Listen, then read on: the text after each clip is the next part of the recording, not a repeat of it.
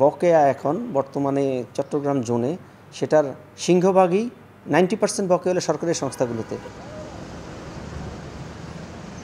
চট্টগ্রামের 13টি সরকারি এবং স্বায়ত্তশাসিত প্রতিষ্ঠানের কাছে প্রতি মাসে 16,11,33,000 টাকার বিদ্যুৎ বিক্রি করছে বিদ্যুৎ উন্নয়ন বোর্ড। কিন্তু এসব প্রতিষ্ঠানের কাছে দীর্ঘদিন ধরে 127,03,98,000 টাকা বকেয়া পড়ে রয়েছে।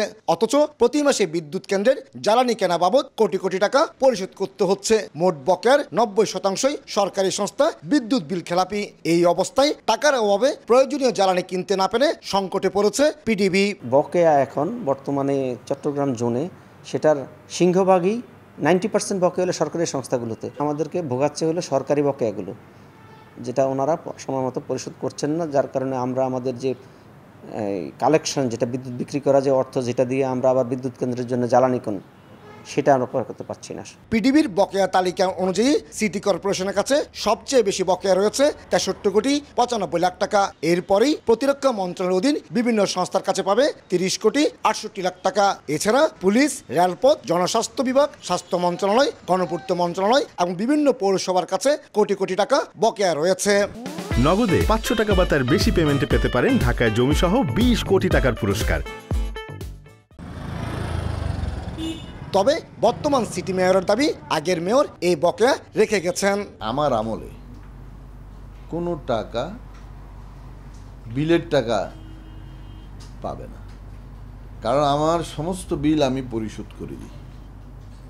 হ্যাঁ, কিছু টাকা বিদ্যুৎ বিভাগের রয়েছে, এগুলো হচ্ছে পূর্ববর্তী মেয়রের আমলে এই টাকাগুলো ছিল প্রায় 80 কোটি টাকার মতো। সেখান থেকে আমি আস্তে আস্তে অনেক বিল আমি শোধ করে দিয়েছি।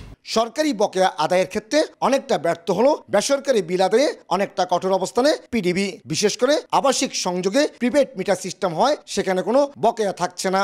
আর বাণিজ্যিকগুলোতে বিল বকেয়া থাকলেই সংযোগ বিচ্ছিন্ন করে দেওয়া হয়। এই অবস্থায় বকেয়া বন্ধে আবাসিকের মতো সরকারি সংস্থাগুলোতে প্রিপেড সিস্টেম চালুর পরামর্শ ব্যবসায়ীদের। পোস্টপেইডের জায়গায় যদি প্রিপেইড করা হয় সরকারি অফিসগুলোতেও, তাহলে সেই ক্ষেত্রে এই ডিসকানেকশনের ভোগান্তি আসবে না এবং যার বিদ্যুৎ দরকার সে নিজ দায়িত্বে রিফিল করে কিন্তু বিদ্যুৎটা ব্যবহার করার চেষ্টা করবে। চট্টগ্রামের বিভিন্ন কেন্দ্রে প্রতিদিন 2180 মেগাওয়াট বিদ্যুৎ উৎপাদন হচ্ছে।